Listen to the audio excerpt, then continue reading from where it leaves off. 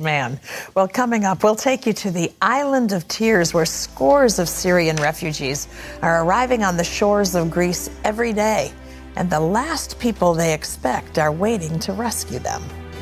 It's like 1, 2, 3, it begins, It's a few minutes of chaos.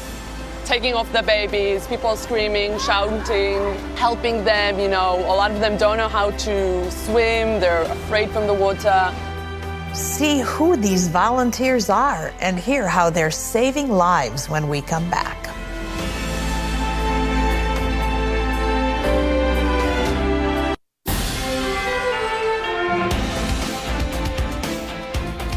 It's one of the biggest humanitarian disasters in recent history. The wars in Syria and Iraq are producing millions of refugees, and every day, boatloads of them arrive on the shores of Greece, hoping to find a new start in Europe. And when they arrive, some of the first people they meet are doctors and rescue teams from Israel.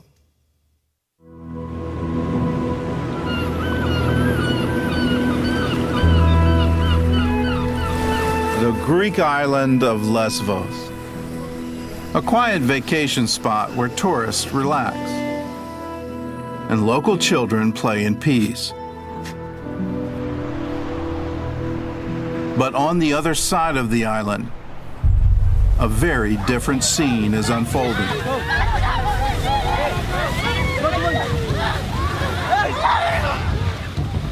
Every day, thousands of refugees arrive on this shore. Most are fleeing the Syrian civil war, hoping to resettle in Europe. We see babies which are only a few days old people at the age of 90, 95 even. And we get mainly people from Syria, also from Iraq, Afghanistan, Iran. Waiting to help them on the beaches of Greece are the last people the Syrians might expect. Volunteers from Israel.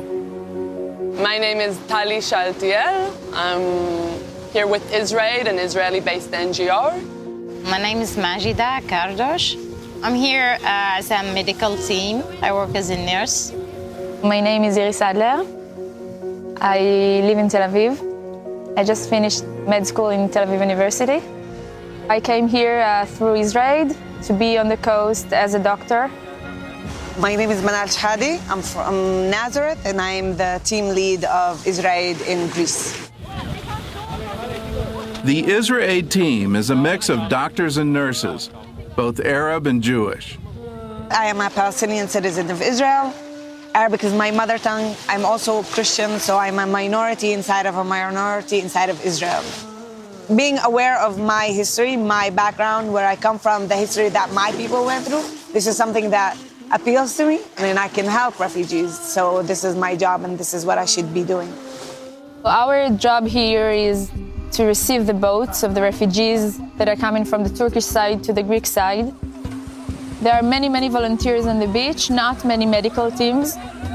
On the line from the Turkish side, they're going through a lot of problems. Their smugglers there are asking them to pay between $1,000 to $5,000 per person. A lot of time they're just shoving them into boats that should fit 50 people, but there are 150 people on the boat. They just leave them midway through the sea and they tell them, you find your own way to Greece, we're not responsible on you. Or they fill like half a tank of gas and they just leave them in the middle of the sea. What we do is go to Hind Point with binoculars, searching and scanning the water, and you start looking for this black with orange dots in the view. And then it comes nearer and you start seeing the rubber boat and all the people on it. It's like 1, 2, 3, it begins. It's a few minutes of chaos. Taking off the babies, people screaming, shouting, helping them, A lot of them don't know how to swim, they're afraid from the water. Here is the point that we start doing a triage, a very fast, by hearing, they're talking, looking at the refugees, so we can see who is in need of medical help. And I start shouting, Min baddu doctor, who need a doctor in Arabic. And so this is the time that we start given treatment. I've treated a 14-year-old Afghani guy that was unconscious. If he didn't receive aggressive treatment on the shore, on the spot, he might have not made it. After that, we start giving them food and water, warm clothes, something to eat, to drink, because some of them didn't have any water or food for like 1 or 2 days. After that, I take the map. We have a map that we translate on it in Arabic, explain to them what is the next step. You know, they don't know where they are, okay? So the first thing that I tell them that they are in Lesbos island in Greece, because some of them, they had like no idea where they are. Most of them, they had nothing. They just come with their clothes only because they had to throw their bags in the sea, or smugglers took their bags and threw in the sea. After a couple of days of assessing the field, we understood that the biggest need is a way to communicate with the refugees who come. So we brought a team from Israel, which is Arab-speaking, and the effect was amazing. Hearing your language is very important to them, and then getting the instructions where to go, what to do next, what are the next steps, because they have a lot of uncertainty. And although Israel and Syria are technically at war, none of that matters here on the beach. Usually when they get to the beach, they're just happy to see people waiting for them, giving them help and food and clothes and medical treatment if they need. Sometimes they realize who we are, and they're just happy to see us, and they hug us and kiss us, and it's very exciting. We get lovely, warming reactions of hugs and, men kissing me like I'm their daughter, on the forehead, saying thank you, saying that I would never have thought that I'm going to receive treatment or be able to speak from an Israeli doctor or share my story with an Israeli who will empathize with what I've been through. This guy, he had, I think, a sprained ankle, and he put some bandage, and I wanted to take out of my bag some medicine to ease the pain, a painkiller. And while I'm looking in my bag, this guy asked Majda in Arabic, where am I from? Like, where is she from? Where is she from? And she was telling to him, what does it matter? You need help now. She's here to give it to you. Why are you focusing on that? And we continued with our work and whatever we were doing at the time. And a few minutes afterwards, he comes to me with a package of biscuits that he brought from Turkey for the journey. Giving me something from the nothing that he have and apologizing for not respecting me or questioning me, and just giving me a thanks for being there. Israel is an unpolitical organization. What they do is help people in a disaster situation. And this is what I'm doing. And this is what they teach me at nursing school, to treat a human, no matter what he is, which religion he have, which color he is, what language he talks. To see a 60-year-old Arab man burst into tears on the shore, something that you don't see every day. So being able to give a hand, give a hug, give water, medical treatment, yeah, it's a privilege. Offshore, Israeli doctors also provide trauma counseling for families in refugee camps. We start with the communication thing, talking Arabic, or put only hand on his or her shoulder, try to make them feel better, as much as we can. In my country, in Syria, it's coming very hard, and there's no future for anyone. Yesterday, I have coming here with a plastic boat. I will say they are amazing people, and I'm really thanks everyone working with these people. They are really helping us and helping a lot of families here and children.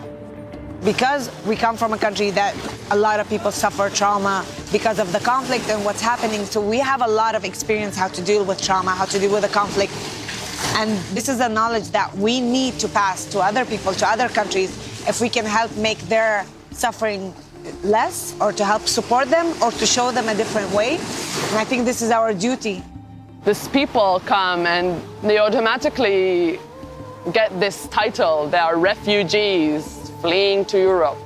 But at the end of the day, they're just humans, the families. They had honorable jobs, fulfilling life in the countries that they're coming from. And suddenly they come here and they're treated and looked as refugees when they're human beings as me and you. And for me, when I meet those people, this is what I'm trying to give them, that feeling that I respect them, I feel them, I connect to them in the most human level. I'm not above them or same, it's just now they're on that side of the coin. Tomorrow it might be me and I will need their help. I was thinking about that 60 years ago, which was the Jewish people in Europe during the Holocaust, after the Holocaust, making their journey to Israel or for different countries and seeking for a safe home. We're always saying, never again.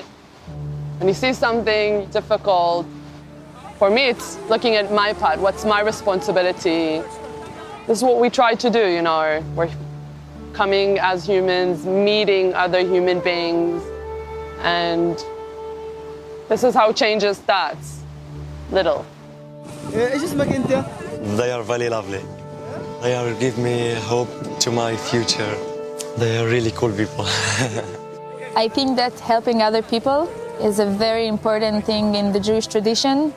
We can't just sit back and watch what's going on. We have to come and do the best we can. And even if we touched few people's life, I think that's a lot. We have a lot to learn from our older brothers in the faith. Here they know a lot about terrorism. They know a lot about war. They know a lot about neighbors who hate them and want to wipe them off the map. They know a lot about security. But in the middle of all of that, they still have the heart to give, the heart to take care of others. They still fulfill the commandment to love your neighbor, love the stranger in your midst. It's a shame the refugee crisis has become a political issue in the United States, and I'm not trying to minimize what's happening in Europe with the incredible changes there, but also there's just the basic, are you safe? Are women safe in a subway station? That is now all in turmoil, and what do you do with it? I don't want to minimize what's going on in the San Bernardino, but can we stay true to what we believe in the middle of all of this? Can we stay secure? Can we stay aware of what terrorists do? Can we track? Can we have those procedures? And at the same time, can we not turn our hearts away from the very pressing need of those people? If you and I lived in Syria, we'd want to get out too. And wouldn't it be wonderful to find Christians who are saying, we're here for you, we'll receive you with open arms, we'll take care of you. That would be a great message for the whole world. Terry? Yeah, if our Israeli friends can do it, surely we can have the same attitude. Well, up next, meet a man who lived for decades in pain.